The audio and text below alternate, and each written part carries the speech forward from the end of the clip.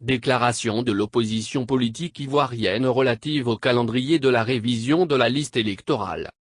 C'est avec surprise que les partis politiques de l'opposition ivoirienne ont pris connaissance à travers la presse, du calendrier de l'opération de révision de la liste électorale publiée par la commission chargée des élections en Côte d'Ivoire.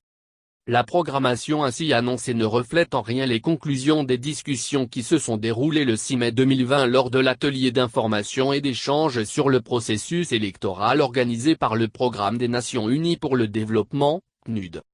En effet, à cette rencontre faite dans le cadre du projet Appui aux élections en Côte d'Ivoire PES, ont été invités plusieurs partis et groupements politiques de l'opposition dont le PDCIRDA, AID, l'USD, LUR, le RPP, l'UPSI, l'ORPSI, CAPUD, l'ID et la Commission électorale indépendante, CEI. À cette occasion, face à 15 partis et groupements politiques, la commission en charge des élections a fait le point de l'état d'avancement des préparatifs des opérations électorales et a exposé sur le mode opératoire de la révision de la liste électorale.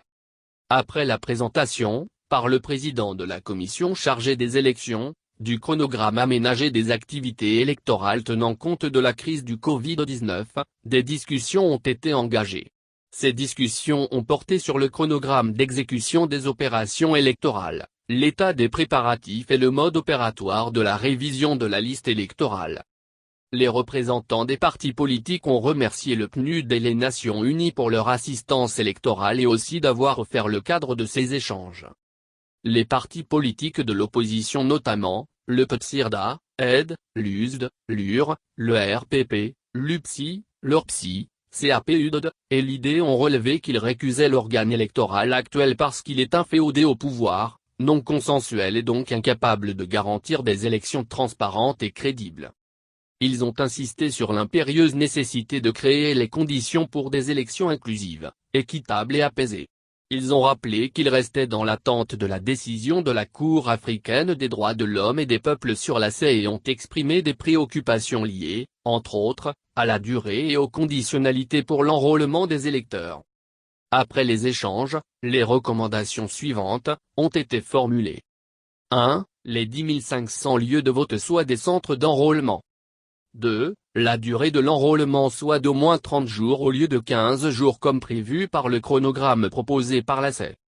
3. Un consensus nécessaire sur les pièces suivantes devant servir pour l'enrôlement, l'extrait de naissance, le certificat de nationalité, la carte nationale d'identité.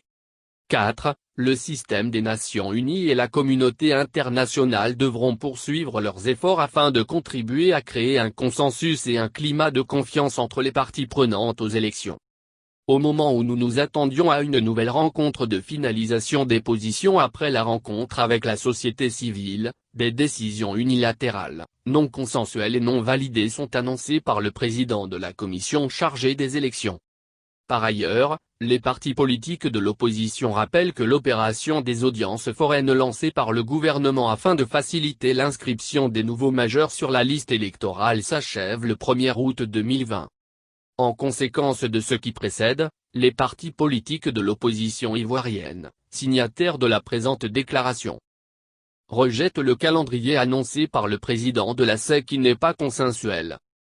Dénonce et condamne une fois encore, les attitudes cavalières et méprisantes adoptées par le gouvernement et ses démembrements depuis le début des discussions relatives à l'élection présidentielle du 31 octobre 2020.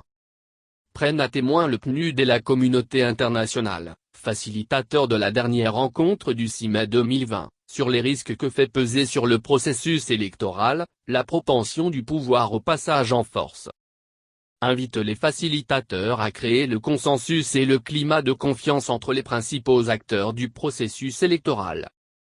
Demande à cet effet, la convocation urgente d'une rencontre de consensus entre les principaux acteurs du processus électoral sous la facilitation du PNUD. Les partis politiques de l'opposition demandent à leurs militants et militantes de se mobiliser pour la réussite de l'opération des audiences foraines actuellement en cours et de rester vigilants, mobilisés et à l'écoute des mots d'ordre.